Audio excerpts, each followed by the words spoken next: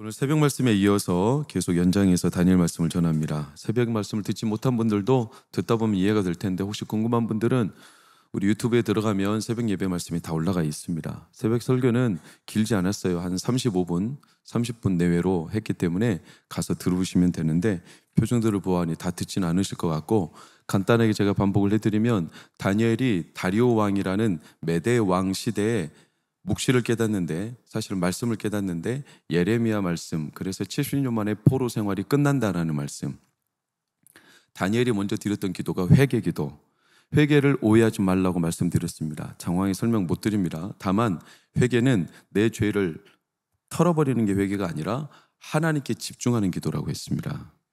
내가 마음 편하자고 죄를 털어버리고 액땜하듯이 이걸 회개라고 생각하시면 오산입니다. 우리가 평생 죄를 털어내야 되는 작업은요, 우리 죽을 때까지 계속돼요. 근데 죄를 털어내다 보면 더 이상 털어내지 못하고 더 큰 죄가 왔을 때 우리는 무너지거든요. 나는 평생 이렇게 살다 죽는구나. 그게 죄책감이고 그게 운명론이고, 그래서 자기의 의로움을 더 드러내려고 율법주의에 빠지기도 하고 이단에 빠지기도 하고 자기 공로사상, 이런 수많은 신앙의 왜곡된 현상들이 회개가 잘못될 때 찾아옵니다. 근데 회개는 죄를 털어버리는 게 아니라 그렇게 무참하게 짓밟히는 우리가 왜 회개를 하냐면 하나님께 집중하는 기도, 하나님께 온전히 소망을 두고 그의 얼굴만 구하는 것, 이게 회개기도, 하나님만 집중하는 것. 저는 그것을 재활치료로 오늘 새벽에 비유를 들었습니다. 오늘 그래서 다니엘이 기도를 멈추지 못합니다. 오늘 10절 말씀을 보면 여러분들 유명한 6장의 가장 유명한 구절, 다니엘이 조세의 왕의 동장에 찍힌 것을 알고도 자기 집에 돌아가서는 윗방에 올라가 예루살렘으로 향한 창문을 열고 시작, 무릎을 꿇고 기도하며 그의 하나님께 감사했더라. 자, 전에 하던 대로 멈추지 않던 습관이 있었다는 겁니다. 계속 기도하는 습관.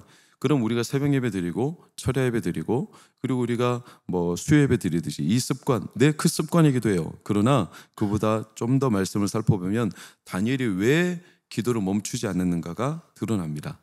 이 다니엘서 6장이 다니엘서 9장과 똑같은 시대 왕입니다. 1절 2절을 보면 다리오 왕이죠. 그때 총리 3명을 두었는데 그 중에 가장 으뜸가던 총리가 누구였을까요? 다니엘입니다. 그래서 총리를 세운 이유는 단순하게 한 가지, 왕에게 뭐가 없게, 손해. 그러니까 총리로 공직에 재직하던 다니엘을 통해서 국가적인 손실을, 낭비를 막으려고. 그럼 다니엘을 총리로 세운 다리오 왕의 의도대로 국가적인 손실이 막아졌을까요? 더 낭비됐을까요? 4절을 보면 유추할 수 있습니다. 이에 총대들과 고관들이 국사에 대하여 다니엘을 고발할 근거. 그러니까 이건 악의적인 접근이지만 일반적으로 살펴보면 다니엘에게 국정을 운영하면서 다니엘이 허투루 행동해서 국가 운영이 무너진 곳이 있는가, 고발할 근거, 범죄한 전형이 있는가 했을 때 아무 근거, 아무 허물도 찾지 못하여 그는 충성되고 그는 국가 운영과 총리로서의 임무를 완벽하게 수행했다. 그러니까 왕이 다니엘을 총리로 잘 세웠어요? 못 세웠어요? 잘 세웠죠. 그러니까 다니엘의 행실이 이렇다 보니까 뭐가 많을까요? 적이 많아요. 항상 우리가 으뜸 가면 적이 많아요. 사람은 시기하거나 멸시하거나 질시하기 때문에 그렇죠. 그래서 다니엘을 제외하고 나머지 사람들, 나중에 6장을 보면 다니엘을 뭐라고 표현하냐면 사로잡힌 자중에 있는 사람이라고 표현하는 걸 보면 이 사람들은 근본적으로 다니엘을 폄하하고 무시하는 경향이 있어요. 다니엘은 이방 나라에서 우리나라로 스며들어온 포로였다는 거죠. 근데 그런 놈이 지금 제1 시세가 돼가지고 실세가 돼가지고 사람들을 좌지우지하니까 이 사람들이 눈꼴시러 온 겁니다. 그래서 자기들이 권세를 부려야 될 자리에 다니엘 때문에 못 부리는 거예요. 다니엘이 왕 곁에서 철벽방어를 치고 있으니까 지들이 왕을 마음대로 휘두르고 싶은데 이게 안 되는 겁니다. 다니엘이 얼마나 총리 역할을 야무지게 하는지 왕에게 손해가 하나도 없게 만드는, 이런 사람이 있으면 얼마나 좋을까요? 그러니까 이 다니엘을 뭔가 허점을 잡으려는데 국정에 대해서 허점을 잡을 게 있다 없다?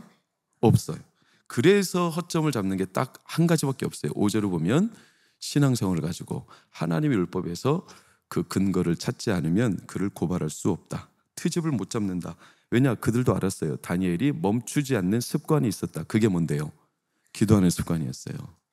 그러니까 이들이 아주 지략이 뛰어나죠. 뭐 가지고 다니엘을 넘어뜨릴까?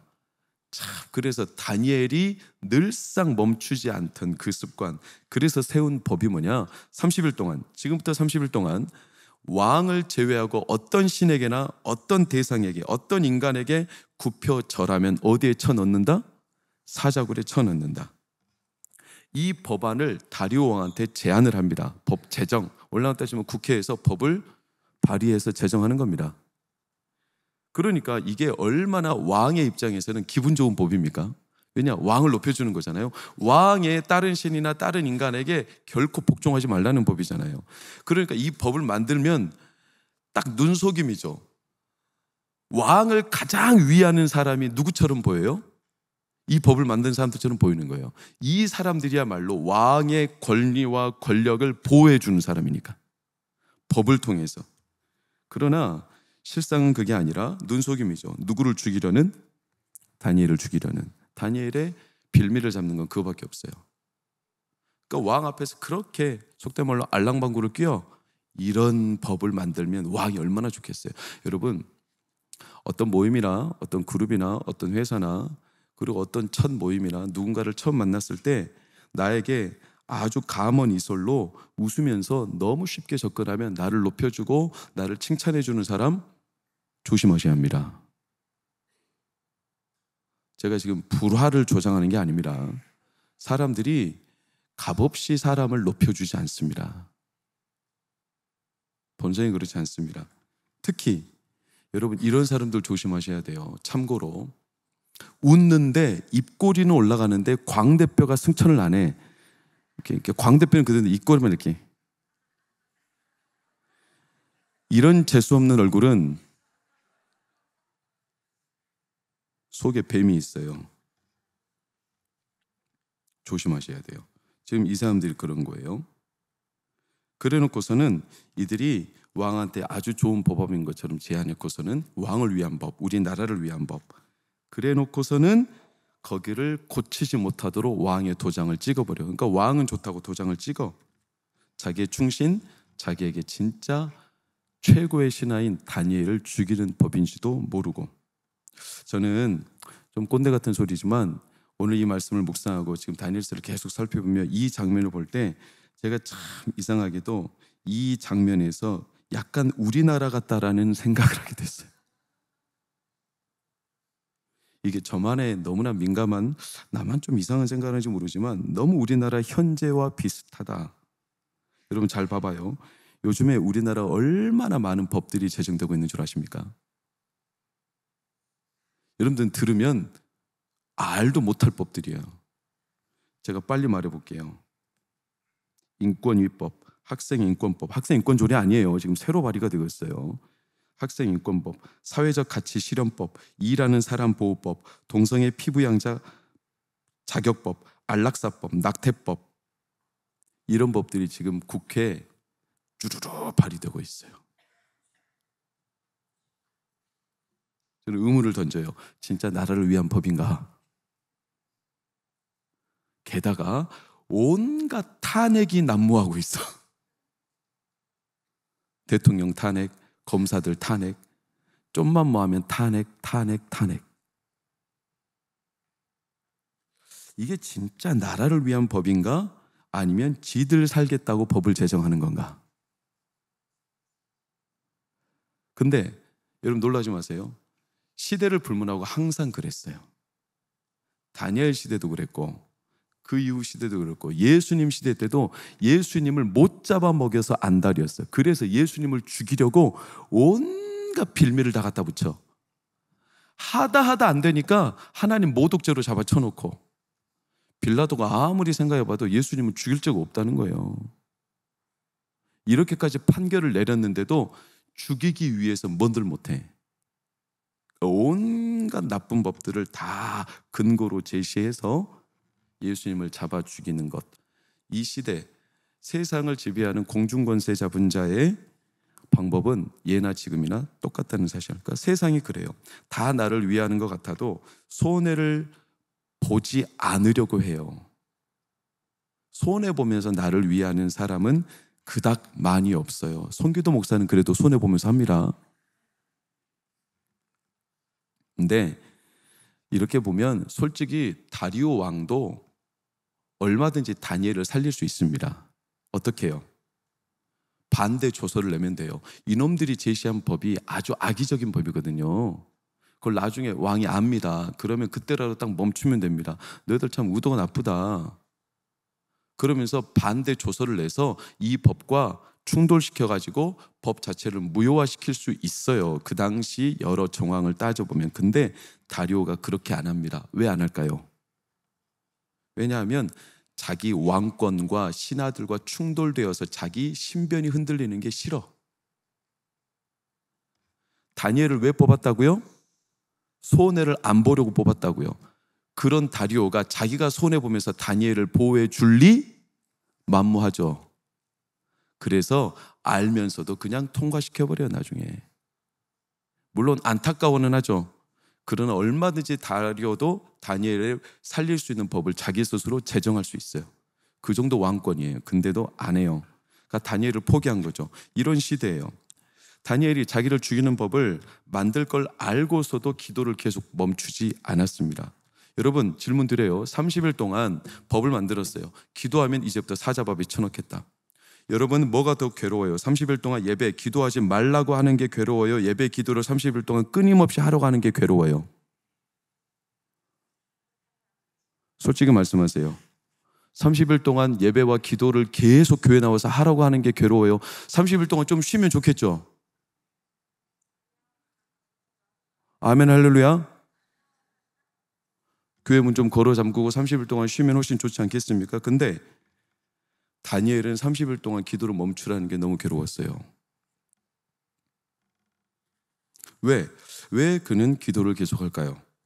왜 멈추지 할까요? 그가 드린 기도는 좀 충격적인데 10절을 보면 10절 빨간색 시작. 뭐 했다? 감사했다. 자, 감사했다. 오늘 새벽에 제가 드린 다니엘이 그 바벨론 포로 70년이 끝나면서 하나님 앞에 70년 포로가 끝나는 게 하나님이 작정한 일인데 기도하지 않아도 끝날 건데 굳이 기도를 계속했다라는 맥락으로 제가 말씀을 전했습니다. 그것은 뭐 새벽 예배 때 말씀이고 그때 다니엘이 드렸던 기도가 무슨 기도였죠?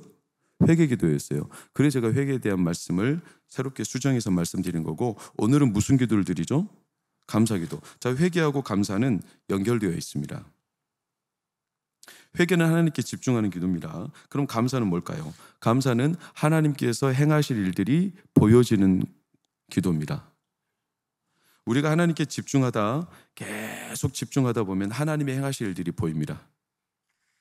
그때 감사가 터져 나오는 겁니다. 습관이라서 기도를 멈추지 않는 게 아닙니다. 여러분 다니엘이 기도를 멈추지 않은 게 하나님께서 너 30일 동안 기도하지 말라는 법안이 세워졌지만 너는 기도를 계속해야 돼. 안 그러면 너는 내 제자가 아니야. 너는 선지자가 아니야. 이렇게 하나님이 벌하시니까 30일 동안 기도한 게 아니에요. 하나님은요 다니엘이 30일 동안 쉬어가도 아무 말씀 안 하십니다. 다니엘 탓 안 하십니다. 고집스럽게 오히려 30일 동안 다니엘이 기도함으로 인해서 다니엘 때문에 손해볼 사람들이 있을까요 없을까요? 있을 수 있습니다. 같은 기독교인들이라면 이 잡듯이 잡겠죠. 어쩌면 다니엘의 30일 동안 이 법안이 통과됐을 때 자기가 기도함으로 인해서 오히려 남에게 민폐가 될 수도 있어요. 그럼 다니엘이 그때 기도한 게 하나님 내가 30일 동안 하나님의 말씀을 지키고 기도할 테니까 나를 보호해 주세요 이런 마음으로 기도했을까요? 그런 기도 하나도 드리지 않았어요. 저 나쁜 놈 새끼들 싹 다 잡아다 쳐주세요 이렇게 기도했을까요? 그런 기도도 안 했어요. 다니엘은 그저 감사 기도했어요. 뭘 감사했을까요? 다니엘이 하나님이 지켜주실 걸 알고 감사했을까? 그것도 아니에요. 여러분 회개는 하나님께 집중하는 거라고 그랬습니다. 하나님께서 이 어려운 상황에서도 여전히 하나님의 뜻을 이루고 계심을 믿고 내 죄책감에 눌리지 않고 하나님께 눈을 두어 회개라는 것 자체가 뉘우치고 고칠 개자 뉘우칠회 고칠겠자. 그래서 내 방향을 고쳐서 하나님께로 시선을 향한다, 이 뜻이라고 그랬죠. 그래서 나는 하나님께 눈을 두겠습니다. 아무리 현실이 어렵고 무너져도 나는 여전히 하나님이 이 뜻대로 이루실 줄 믿고, 하나님 내가 손해를 볼지라도 하나님을 뜻을 따르며 달려가겠습니다. 이게 하나님께 집중하는 회개예요. 회개. 그런데 내가 처한 현실이 아무리 힘들어서 무너지는 상황이라도 이렇게 집중하다 보면 놀라운 것은 하나님이 행하시는 일들이 보이기 시작해요. 그래서 뭐가 터져 나오냐? 감사가 터져 나오는 거예요. 특히 다니엘이 다니엘서 9장에도 기도하기를 멈추지 않았고, 그와 같은 맥락에서 다니엘서 6장과 9장 어떤 게 시간 순으로 먼저인지 저는 잘 모릅니다. 이건 논란이 좀 있습니다. 그러나 어쨌든 같은 맥락 안에 있는 사건들인데, 다니엘이 하나님이 행하신 일들을 본 것 가운데 가장 뚜렷한 게 뭐냐면, 자기가 기도하기를 멈추지 않았더니 자기의 기도를 멈추는 법안이 생긴 거예요. 이걸 다니엘은 하나님이 행하시는 일이라고 확신한 거예요. 와, 내가 하나님께 기도하지 않기로, 하나님께 집중하기로 마음을 먹고 딱 기도의 자리를 들어갔더니 세상이 다니엘의 기도를 멈추고 하나님께 집중하지 못하게 하려는 법안이 출발했어. 이건 가장 정확한 하나님이 행하시는 일의 증거예요. 여러분, 너희를 박해하고 너희를 욕하고 거짓으로 너희를 거스려 모든 악한 말을 할 때에는 기뻐하고 즐거워하라.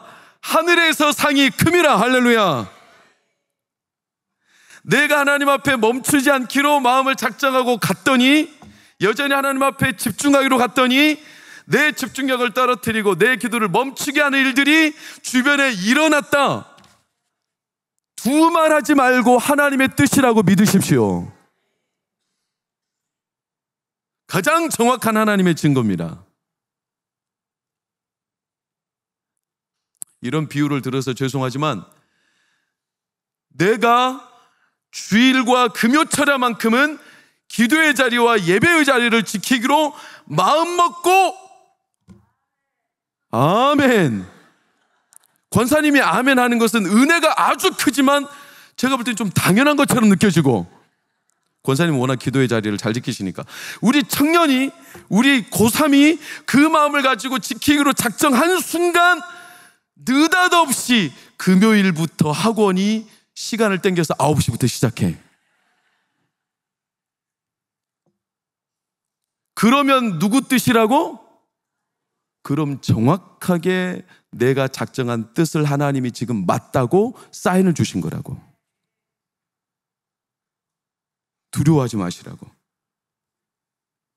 요한복음 15장 19절을 보면 예수님의 유명한 우리를 향한 선언이 있어요. 너희가 세상에 속하였으면 세상이 자기의 것을 사랑할 것이나 너희는 세상에 속한 자가 아니요 도리어 내가 너희를 세상에서 택하였기 때문에. 시작. 우리가 세상에 속하지 않고 하나님께서 우리를 세상에서 택한 자로 살아가게 하시기 때문에 세상이 우리를 미워하느니라. 이건 시대를 불문하고 늘 일어나는 일들입니다. 제가 지금도 자랑스럽게 간증할 수 있는 제 인생에 몇 안 되는 놀라운 흔적은, 제가 몇 번이나 간증했던 거지만 이보다 더 중요한 간증이 없기 때문에 또 말씀드려요. 어차피 바울도요, 사도행전을 보면 자기 간증을 3번이나 하거든요. 다메섹 도상에서 예수님 만난 거.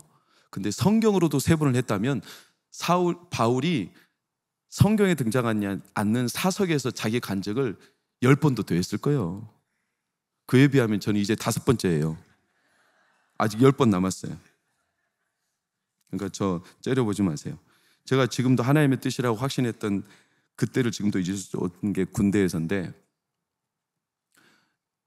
제가 54단 대구의 신교대에서 제가 이제 그 장교 훈련을 받고 영천 사관학교에서, 그리고 이제 보직을 받을 때 저와 함께 보직을 배치를 받아야 되는 강신일, 나보다 3살 많았던 형, 이재훈, 나랑 또래였던 친구, 그리고 손기도, 또 한 사람은 제가 이름이 기억이 안 나요. 4사람이었어요. 50대 54단에 거기에서 훈련을 받고 이제 보직을 받아. 그런데 사단의 보직장교, 인사장교, 인사과장이 보직 배치를 잘못해버렸어요. 인사명령을. 그래서 나와 재훈이는 54단 신병교육대 소대장으로 아주 뻔질나게 각을 잡고 군생활 편하게 할 수 있는 보직이었고, 강신일과 또 다른 친구는 이름 생각났다. 염승문. 신일하고 염승문이는 해안대대에서 쎄빠지게 교육생해야 돼요. 이렇게 보직이 갈렸어요. 왜 그랬냐? 나랑 재훈이는 공부를 제법 잘했어요. 그런데 나랑 재훈이가 가야 될 신교대를 보직을 잘못 내려서 내가 해안대도로 돼버린 거예요. 재훈이는 신교대고 나만 해안대도로 돼버린 거예요. 이게 나중에 발각이 났어요. 발각이 안 났으면 됐는데 발각이 돼버렸어요. 그래가지고 강신일이가 신교대로 오게 된 거예요. 그러니까 얼마 편해. 근데 이게 발각되면서 보직 원래 명령대로 바꾸자, 이런 말이 사단 안에서 다시 교정을 해요. 그때 보직장교, 사단 과장, 인사과장은 잘렸어요. 보직 명령 잘못 내린 것은 어마어마하게 큰 벌이거든요. 잘렸어요. 인사장 과장에서. 그 정도로 큰 실수였어요. 근데 그들이 새로운 인사과장이 저에게 오더니 물었어요. 야, 손기도, 야, 강신일, 너랑 보직이 바뀌었는데 너희들 원래 최초 보직대로 갈래? 아니면 실수지만 이대로 갈래? 라고 물었을 때 강신일이는 저보다 3살이나 많은데도 저한테 와서, 기도야, 실수지만 이것도 하나님의 뜻. 걔는 불교예요. 지는 불교라고. 이것도 하나님의 뜻이다. 그냥 가자. 그리고 너는 교회 다니잖아. 그 말을 왜 해? 쉽게 말하면 너는 하나님을 믿잖아. 그러면서 네가 손해 좀 보라는 거예요. 너는 하나님이 지켜주시잖아. 그래가지고 제가 진짜 그 말 한마디 때문에 그냥 갔습니다. 해안대대. 쎄빠지게 고생했습니다. 엄청 고생했습니다. 그런데 놀라운 것은 그게 하나님의 뜻 맞았습니다. 왜냐? 거기서 내 아내를 만났으니까. 가장 결정적인 것은, 여러분, 진짜 힘들었지만 그 길이 하나님의 뜻이 맞았습니다. 불교신자가 저한테, 너 하나님 믿잖아. 하나님 믿는 자가 손해 좀 본다고. 야, 그래도 내가 3살이나 많은데 3살을 이렇게 3살 많아가지고 해안대에 가서 쎄빠지게 고생하면 그래도 3살 어린 네가 가라. 이렇게 말하는 게 너무나 말도 안 됐지만, 그래도 하나님의 뜻이라는 그 불교신자의 절실한 믿음 때문에 제가 갔어요. 그런데 그곳이 하나님의 뜻이었어요. 그래서 저는 지금도 청년들이 군대 갈 때 저는 담대하게 외칩니다. 뭐라고? 군대는 하나님의 섭리가 임하는 곳이다. 여러분, 거기에서 저는 하나님께 얼마나 많은 집중력을 갖게 됐는지 몰라요. 그 어려운 상황에서. 세상은 우리가 하나님께 속했기 때문에 손해봐도 되고, 세상은 우리를 미워하고 우리를 어려운 상황에 의도적으로 밀어넣습니다. 그런데 이런 상황에 다니엘이 기도를 멈추지 않는 것은 나를 살려달라고 기도하는 게 아니에요. 저놈들 좀 혼 좀 내달라고 기도하는 게 아니에요. 다니엘이 어떻게 그 상황에서 기도를 멈추지 않고 똑같은 법, 여러분 생각해 보세요. 이런 악법을 만들었다면 다니엘이 당장 누구에게 쫓아가야 되겠어요? 누구에게 쫓아가야 되겠어요? 왕에게 쫓아가야죠. 저 같으면 왕에게 쫓아갑니다. 지금 왕 다음에 그 다음 실세가 누굽니까? 다니엘이죠. 다니엘이 그 나라의 국무총리입니다. 왕이 누구 말을 설득력 있게 듣겠어요? 이 법안이 만들어질 때 다니엘이 몰랐을까요? 알았죠. 이미 알고도 계속 기도했다는 걸 보면 다니엘이 그런 분위기를 알고 있었어요. 그럼 이미 만들어질 조짐이 있을 때부터 다니엘은 왕에게 쫓아갈 수 있었어요. 그리고 저 나쁜 놈들이 지금 악법을 만드는 중이다. 왕이여, 정신 똑바로 차려라. 이것은 왕을 위한 법이 아니다. 우리나라를 위한 법이 아니다. 이거 반드시 제정을 반대하고 저놈들 혼쭐을 내줘야 된다. 나에게만 맡겨주시면 내가 다 할 수 있다. 이렇게까지 말해도 되죠. 그런다고 다니엘이 무슨 잘못이에요? 아니면 다니엘이 적어도 친구들에게 가서 부탁을 하거나 하소연을 하거나, 내가 이렇게 억울한 일을 당했다고 나 좀 도와달라고, 이렇게라도 해야 되는데 다니엘은 뭐 이것도 저것도 아니요.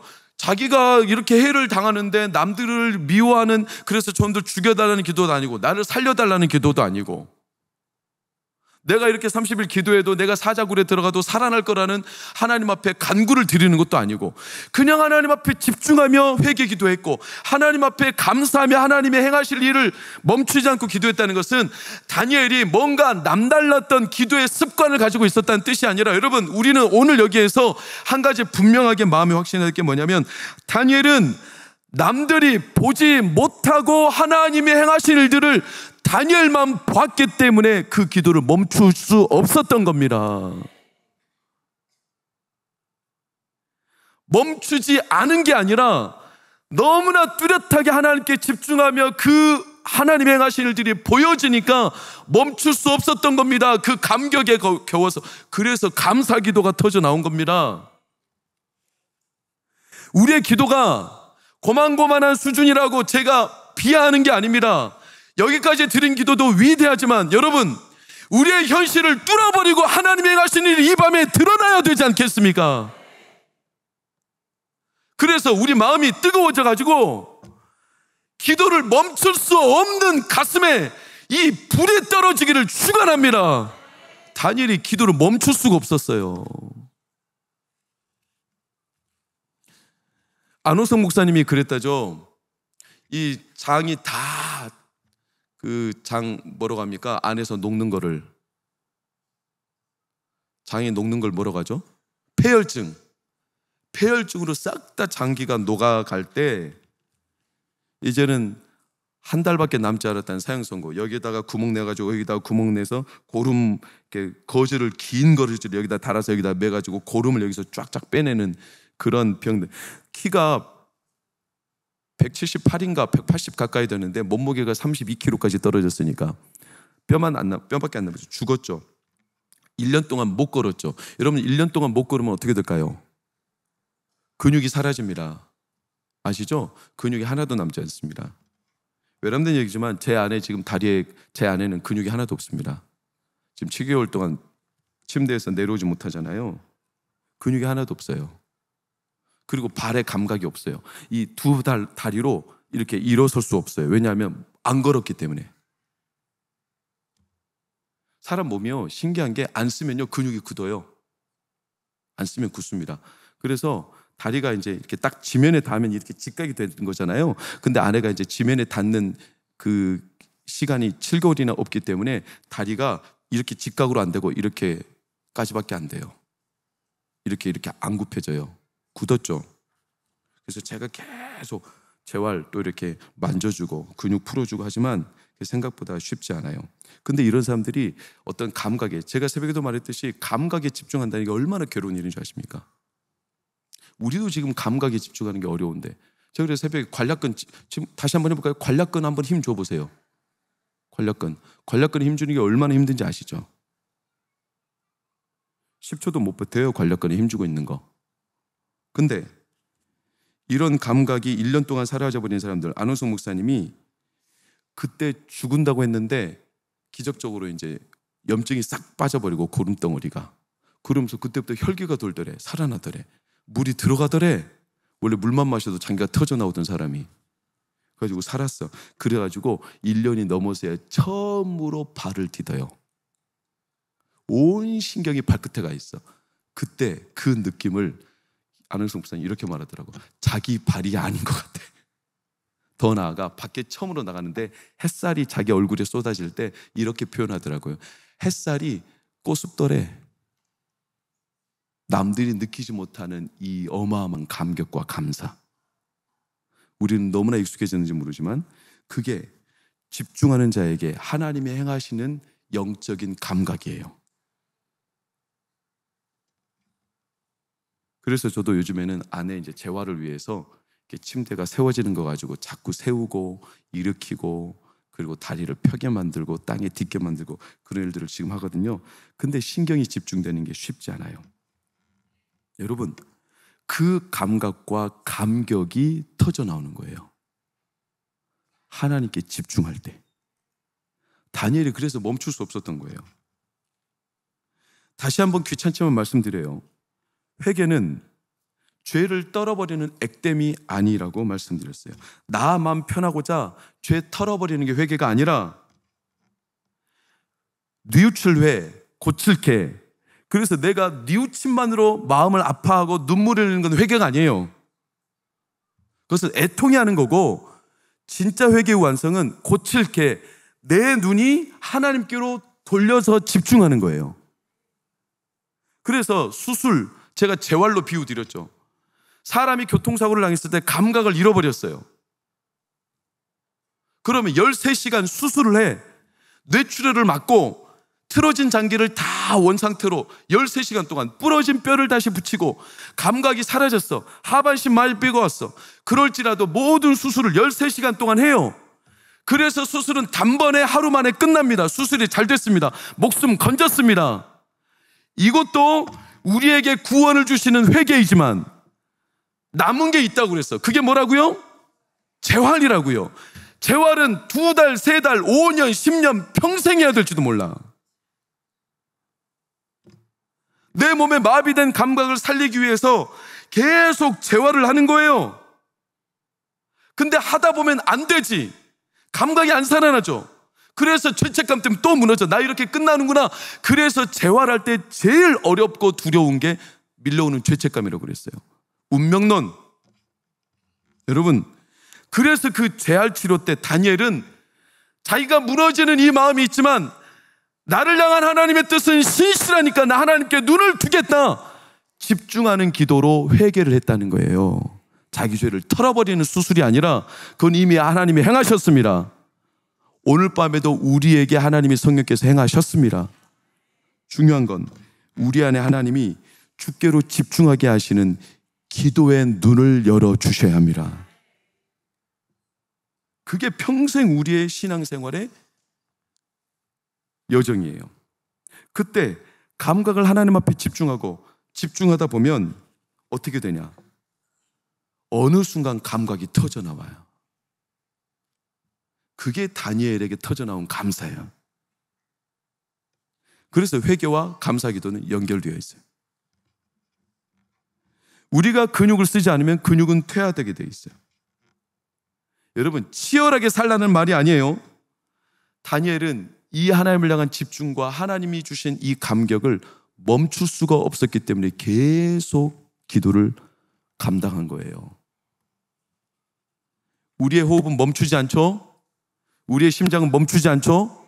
왜 그렇습니까?